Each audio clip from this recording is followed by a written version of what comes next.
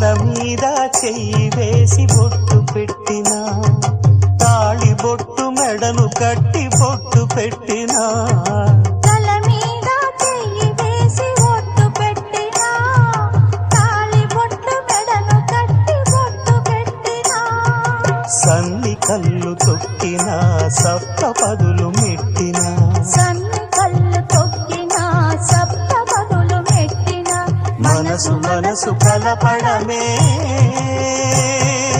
మంత్రం పరమార్థం. శ్రీరస్తు శుభమస్తు, శ్రీరస్తు శుభమస్తు. శ్రీకారం చుట్టుకుంది పెళ్లి పుస్తకం, ఇక ఆకారం దాచుతుంది కొత్త జీవితం.